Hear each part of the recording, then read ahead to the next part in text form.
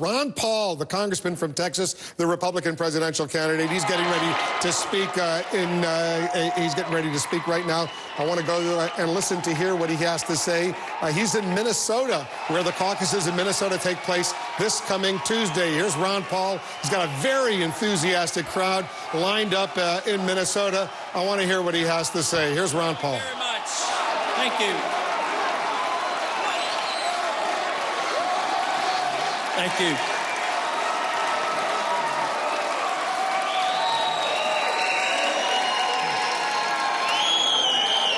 Thank you very much. It sounds like the revolution has already come to Minnesota.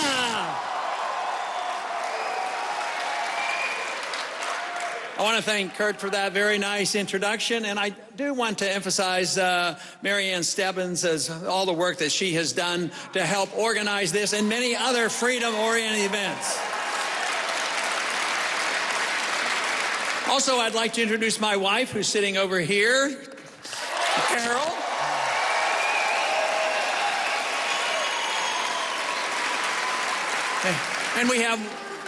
And we have one of our 18 grandchildren, and she's sitting with her, and that's Linda.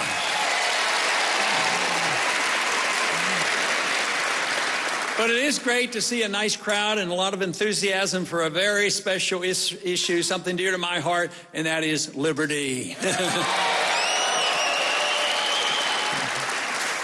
If government is the opposite of liberty, especially when they avoid doing the things they're supposed to, the government in our country, and especially, was created to protect liberty. Unfortunately, in these last several decades, I'm afraid they have been misled, and they are stealing our liberty from us.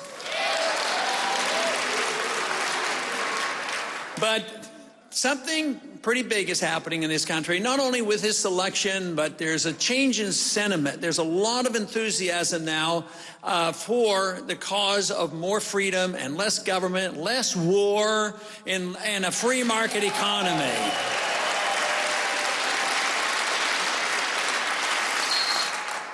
We do a fair amount of criticizing the current administration, which deserves it. But our problems didn't occur in the last 3 years. Our problems have been around for a long time. And unfortunately, it's been a bipartisan affair too often. There's been, in a way, too much compromise in Washington. They say, no, you need more compromise. But if they compromise on doing the wrong things, it's not worth very much.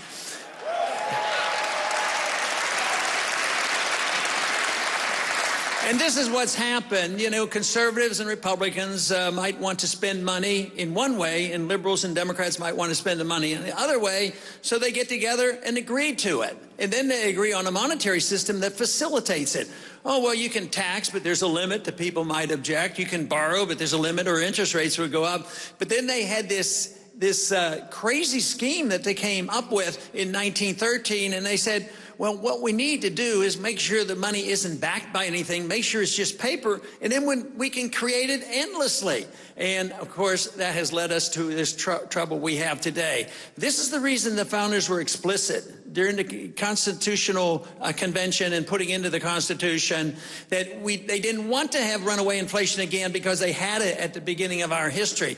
And that is why they said that the states only could use gold and silver as legal tender.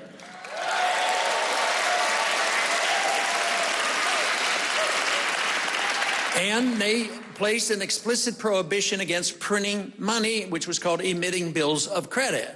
And they gave no authority for the Federal Reserve System.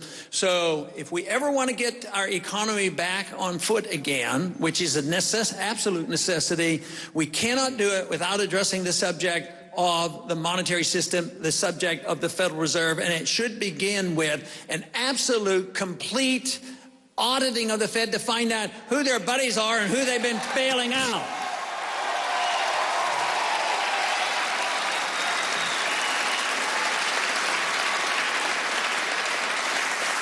So much of our problems of big government came from 1913 on, and especially in 1971 when the last link to gold was removed. And that meant there were no limits whatsoever. And look at any economic chart about what's happened since 71. The expansion of government, the expansion of debt, the price inflation, the many wars that we've been fighting. It's exponential growth since there are no limits, except the market is also very powerful too. Governments are powerful, but markets are even more powerful because there is a limit to how much money you can print, because eventually trust is lost. And I believe this is what we have done. We've entered into a phase in these last 4 years where it's been recognized that this debt and this financing and the printing of money cannot be sustained. So our efforts now to return to sound economic policies, return to our Constitution, is more vital and more necessary than ever before.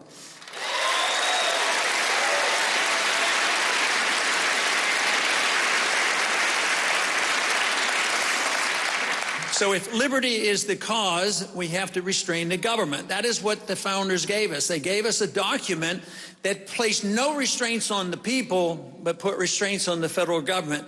Today, it's been turned around. The federal government is putting restraints on the people, and they have turned the government into a secret operation. It should be the opposite. We should have full exposure, not only of the Fed, but the full exposure of our government.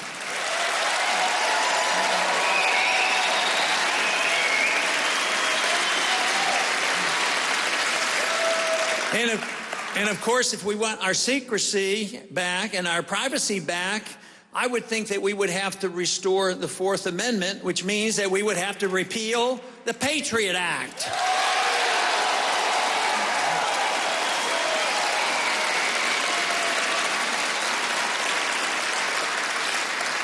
You know, the problems that we have had since 9/11 have been significant, and now it was a bad day for all Americans because many Americans died, and it was a very, very tough time.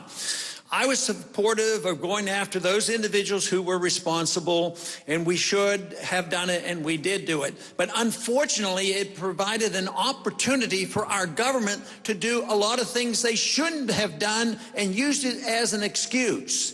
And for instance, this was their excuse to do something that they had been waiting to do, and that was to invade and overthrow the government of Iraq. Iraq had nothing to do with 9/11. That war was totally unnecessary, and it was based on false assumptions and lies.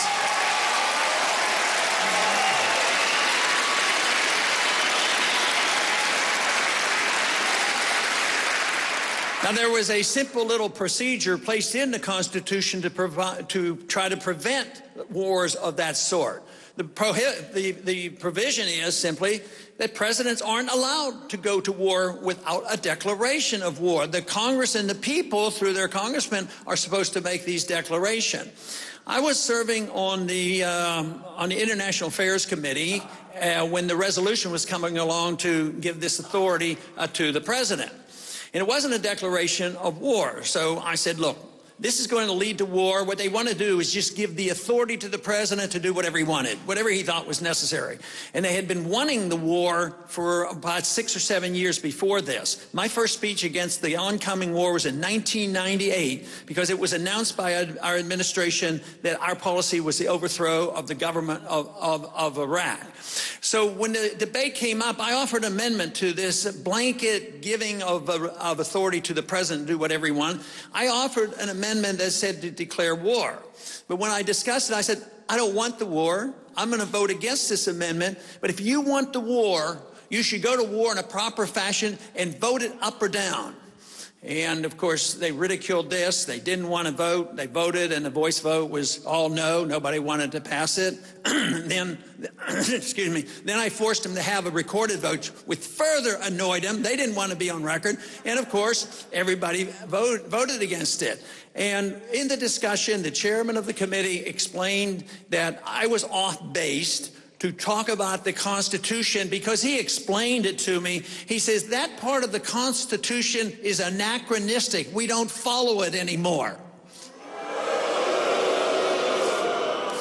And unfortunately, because they've been able to get away with things like that, whether it's the monetary policy or going to war, This Constitution, in a way, has become anachronistic. If we're going to have rule of law, if we're going to have peace and prosperity, we have to force the people who represent us, the president on down, send only people there who know how to read and know how to understand and will take their oath of office seriously.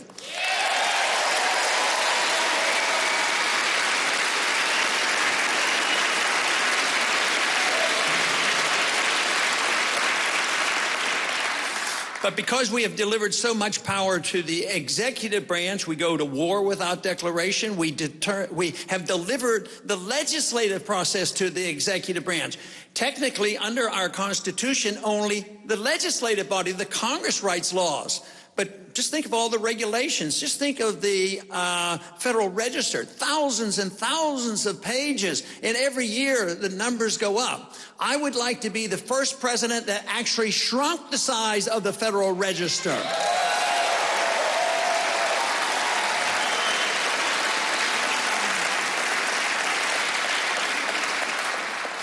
Even the courts legislate. We don't live within the confines of the Constitution, and unless we do, we will continue in this process. Go to war that are undeclared, spend money that we don't have, print the money that we don't have. But we have to change our appetite for big government. We have to ask the questions the founders asked. What should the role of government be in a free society? And they came up with the conclusion that it should be very, very limited. We'll write restraints on the federal government and say you can't do this. The Constitution was written precisely to restrain the federal government, although they wanted the colonies to come together in one unit. And at the same time, they wanted to restrain the government. They wanted to put no restraints on the people.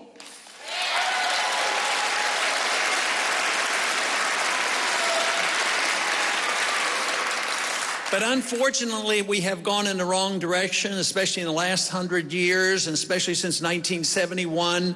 But the time has come that it's very evident something dramatic has happened in the last 4 or 5 years.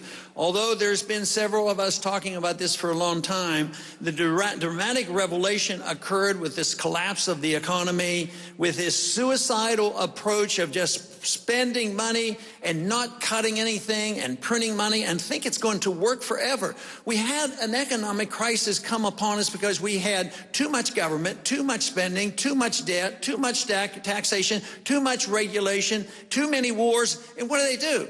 They try to solve the problems with doing exactly the same thing. It's not going to work, and that's why we have to change our direction.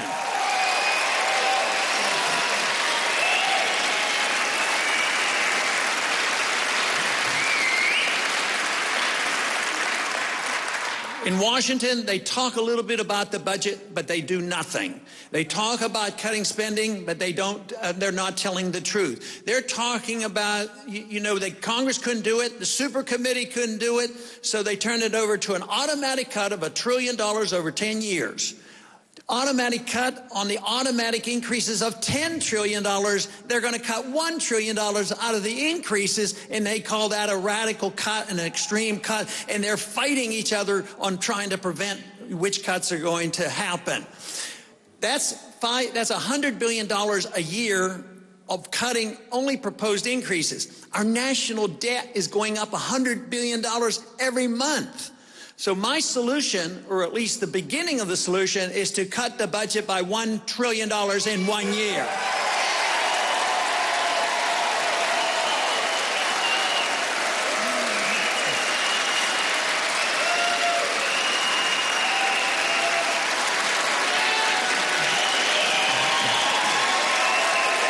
There you go.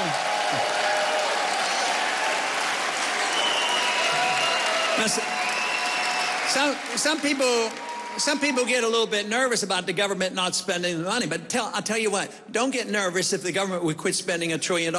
They don't know how to spend the money. It's always spent politically. They do the wrong things, and we get hit twice. They take it from us. That's one hit. Then when they spend it, all they do is come down hard on us with more regulations. So there's nothing wrong with this whole economic moral principle of saying that you have the right to spend the money. You spend $1 trillion, and you spend it your way, not the way of the politician.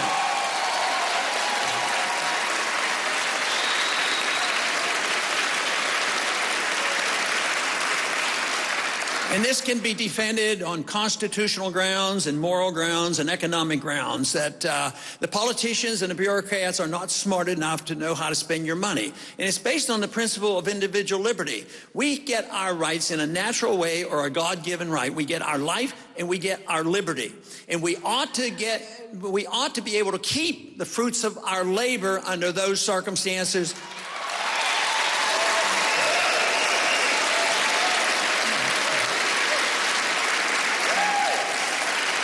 Therefore, instead of thinking cutting government spending by $1 trillion is a detriment, it's a blessing, it's a help. It would be spent, the money would be spent more wisely.